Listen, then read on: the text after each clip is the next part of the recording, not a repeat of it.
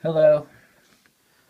I wanted to make a video demonstrating how it is that I made a wheel balancing tool, a 1/10 scale wheel balancing tool with a 12 millimeter hex out of these parts that I had laying around.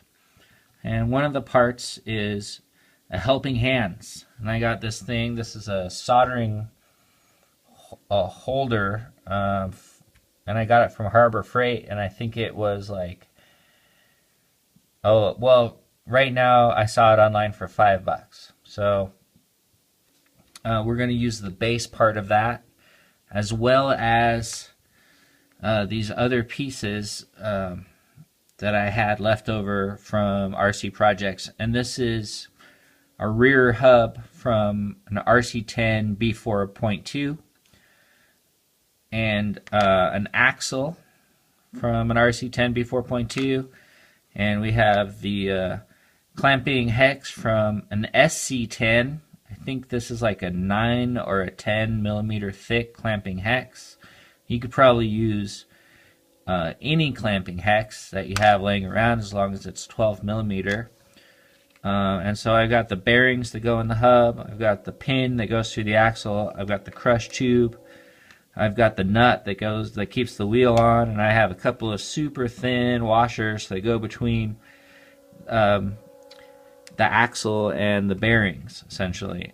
And so this is how I made it.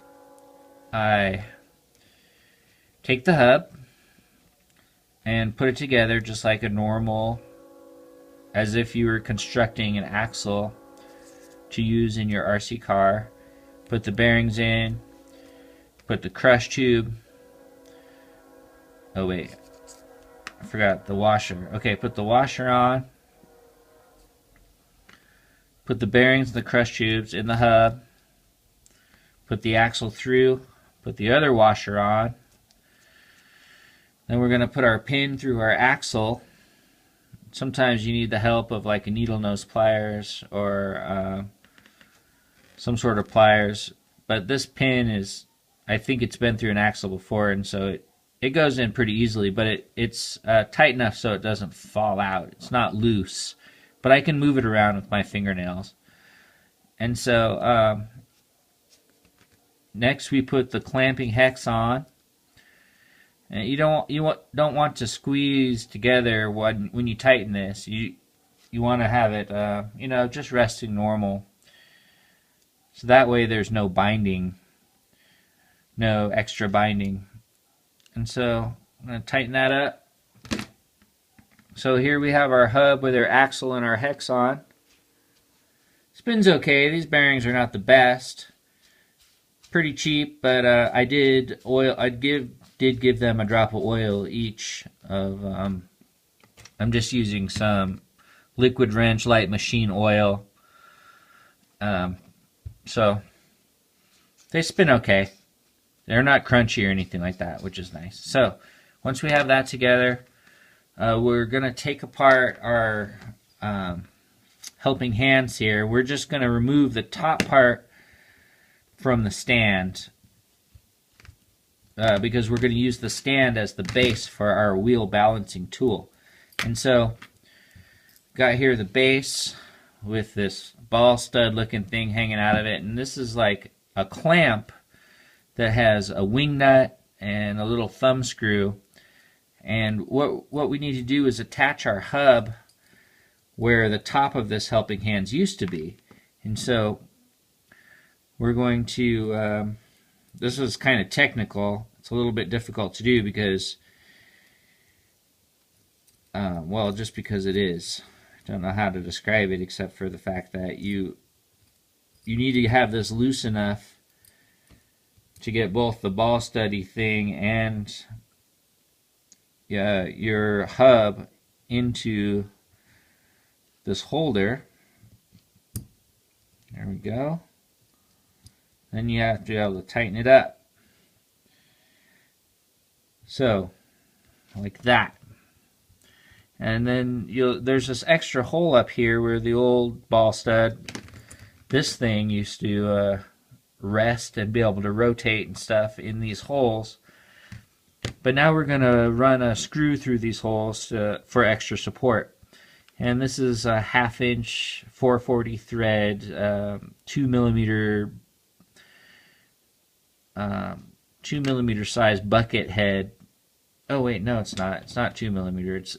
It's SAE, so it's 3/32. And you can really use any 1/2 inch screw that you have laying around as long as it fits through this hole and it fits through the hole that the ball stud used to mount into the hub, and if it has a nut. So I happen to have a screw with a nut laying around, and so there we go. Now we're going to want it through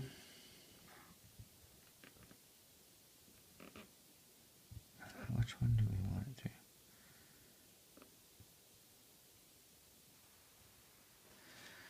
We want the hub sticking out that way as far as possible, and there are 3 potential holes in the hub to use. So we're going to use the one closest to where the dog bone used to go into the axle.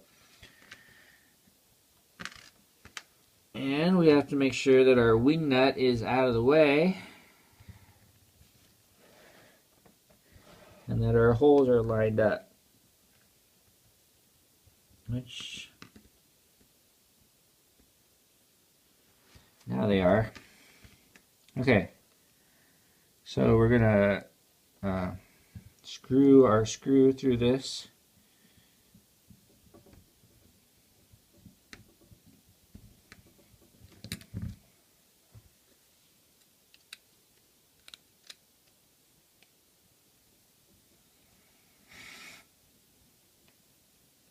Like so. And then, just for kicks, we're going to put this nut on the end of it. Now, you don't really need to use the nut, but I am.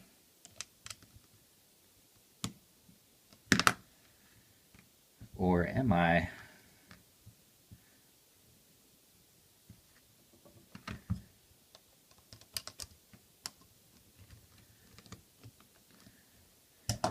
Okay, so we have here what looks like a wheel balancer.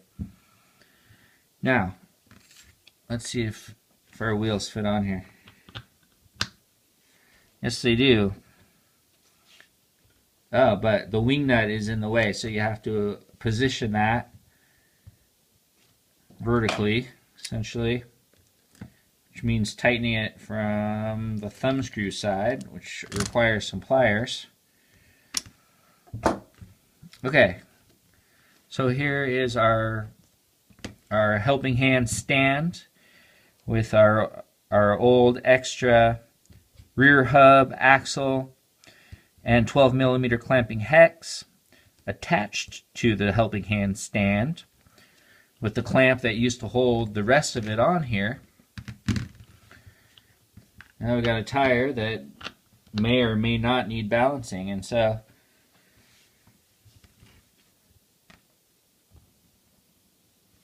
we're going to screw this tire on using the nut that typically would hold a tire onto your axle.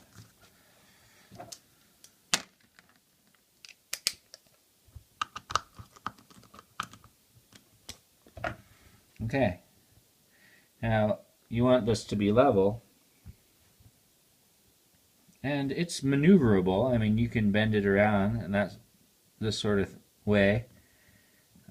Because this is all connected together with a ball stud type thing and some holes on this clamper thing. And so you want your tire to be as level as possible. And I just eyeball it and give it a spin.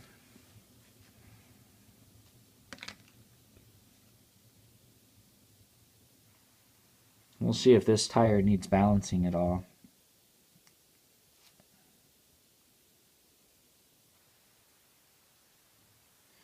Yeah, it needs balancing.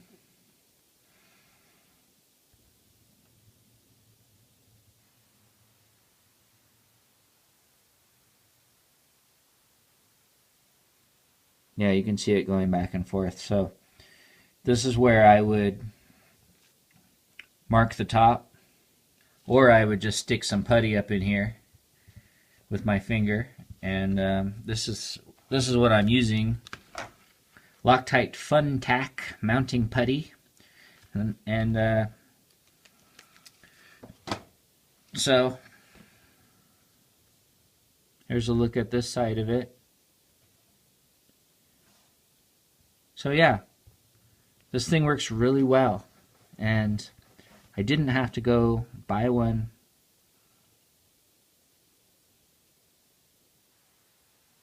Because I could make my own.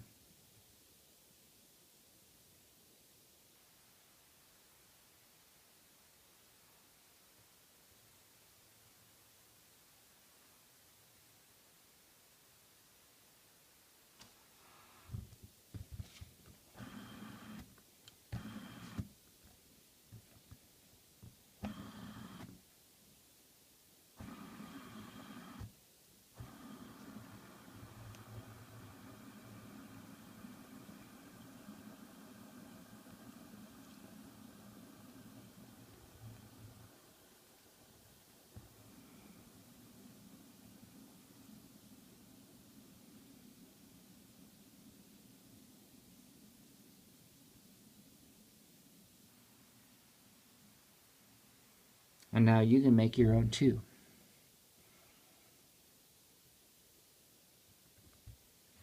Okay.